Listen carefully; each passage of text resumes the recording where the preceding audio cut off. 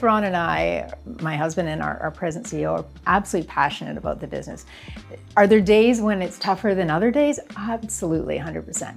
But never have we. This has been something that we've had a strong vision to build against since we bought the business in 1996. And we feel we're very much still in growth mode. You'll see that when you're in the facilities. But it's never been, oh, what are we doing? No, it's more like, oh, what more can we do? We were very fortunate when we bought the business. We knew we had a really committed colleague base. Legacies of other families who had their children and their aunts and their uncles. They've married here, they've become grandparents here. Very committed to the business and the direction, and my family, the Jones family. And that's a huge privilege, and we don't take that lightly. And that gave us a really strong foundation for where we knew we wanted to take the business, which was not to just be a printing plant. Very difficult to be a privately held printing company. So we really spent a lot of time strategizing how do we make sure we stay relevant and sustainable as a business and add to our business strategy around acquisition as well as capabilities, which you'll be seeing in our plant.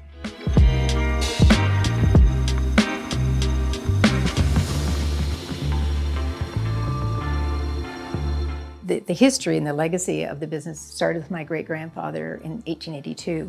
And he started the business selling packaging solutions, dispensing packaging solutions to apothecaries at the turn of the century. So healthcare focused right from the get-go. And we haven't strayed far from those roots at all.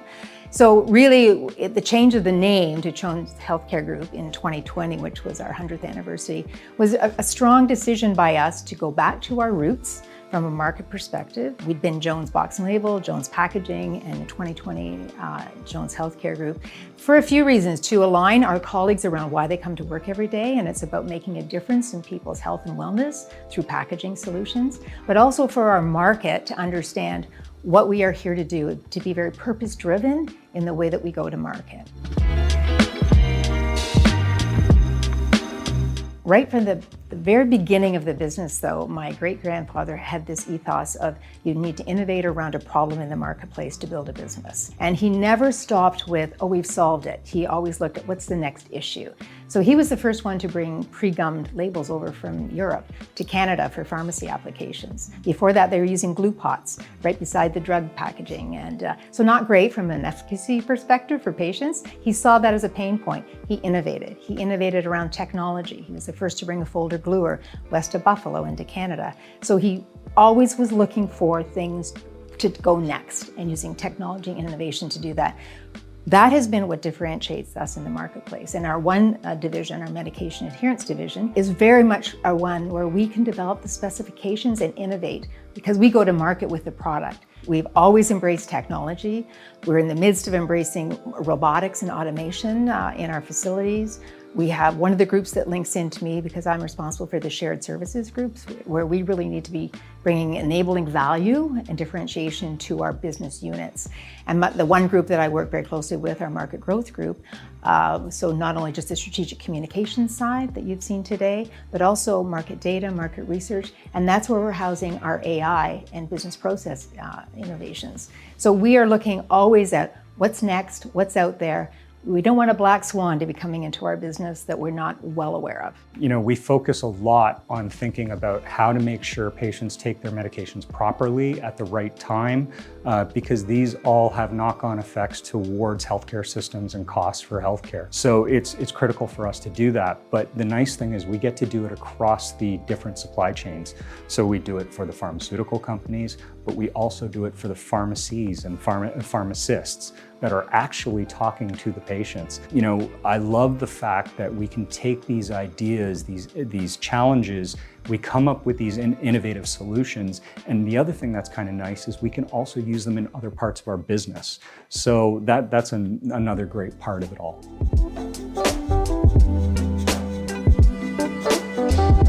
I think that they are quite willing to look at innovations that we can offer, and there's a few reasons why. I think especially with those large pharma companies, their focus is on creating a better drug better molecule. A lot of work there, a lot of R&D required there. Do they really want to spend the R&D effort towards packaging solutions? Probably not. So I think they are quite open. And we've had large pharma suppliers say to us, you know, you guys are just the right size where you're taking the right risks and the R&D work so that we can take advantage of trying some of these solutions that you're offering.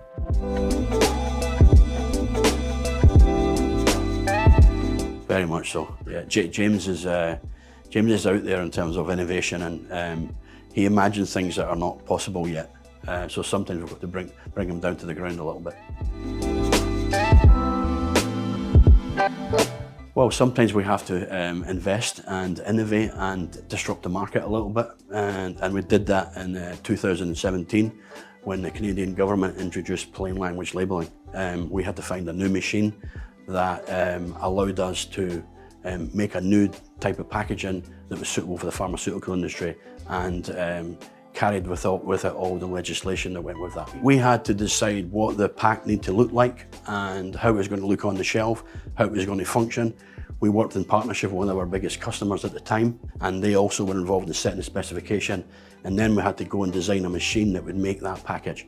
And in the end we looked at all of the suppliers across all of the market, across all of the world, and then we ended up with a Koenig & Bauer machine that we bought in 2019.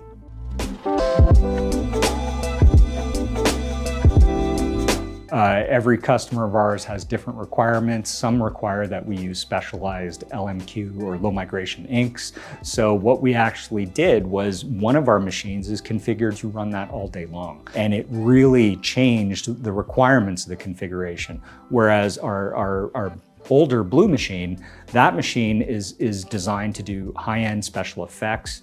It's a bit different, yes. So we've got a double coater on our machine, and we also have UV functionality where we can use ultraviolet ink and ultraviolet coatings to set the coatings. The pack that we were making was a specialized pack for the pharma industry, and therefore we needed a release coating and a grip coating, and the Koenig & Bauer configuration allowed us to do all of that. We have a print unit between the two coaters because at one point we have to print over a coating because the active ingredient in the medicine needs to be printed in red, and that can only happen after it's coated. The other thing that I think is really important is, depending on the machine, we can actually take advantage of some of the technical features of them to not just do decorative changes to the products, we can do functional changes to the products. And that's really critical in my world of innovation.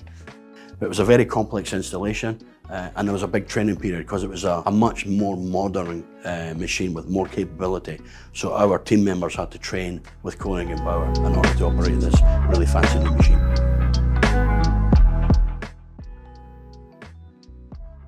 We can look at digital solutions and they have drawbacks and they have some advantages, but at the same time, what we've also seen is some of the traditional equipment vendors have really done a lot of work in automation, making changeovers a lot more efficient, reducing the number of sheets that you have to run for make-readies to get to color. So really, it's choosing the right vendors that can make a difference. So we can still do shorter run products with the conventional equipment because it's so incredibly efficient at making that changeover on job.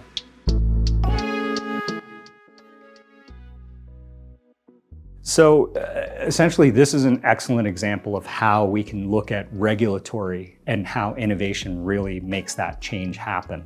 And this particular example here, you see this package, this was what we used to do, but then the government regulations changed and we had to start adding all this additional information. So if we followed the government regulation to the letter, this pack would have had to become this size. This causes all kinds of challenges for retailers. So what we ended up doing was we found a solution where we were able to take this pack and then add content by creating additional panels. And some of the key things that were really important in this has to be resealable. So you can see that it's now resealable, and it's something that didn't have to change the overall shelf package size on shelf, because that would have had a direct impact on our customers' retail fees. See, the other part to it all is, yes, we did this for regulatory reasons, but there's nothing stopping us from using this as a marketing tool. We could start creating contests in here or doing other different applications of the same technology. But yes, we are capable of taking advantage of these innovative solutions to actually provide higher value solutions that do bring in a better revenue number.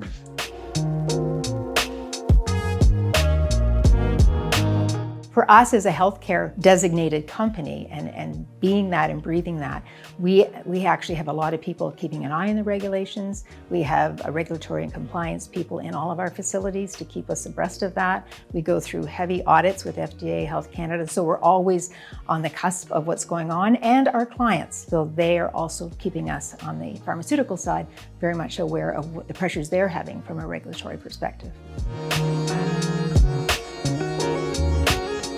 Well, we look at it from a couple of perspectives. We have the printing industry itself has changed a lot. There's been a lot of consolidation.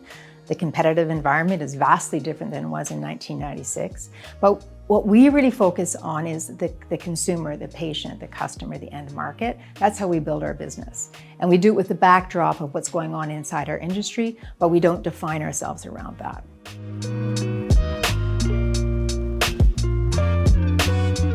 I think they do. We've in the last decade, we've invested over $40 million just to try and up the game in terms of the equipment we're running, making sure it runs more efficiently, has the technical capability, is best in class, and then is also seamless in our workflow. So the nice part is this actually goes from here, Jones Healthcare Group in London, where we manufacture the packaging. We might even send some of that to our Brampton, Toronto location, where we fill the packaging. So we've invested in equipment there as well. So it's all seamless. As you come to Jones, you can come to us for packaging the noun and packaging the verb.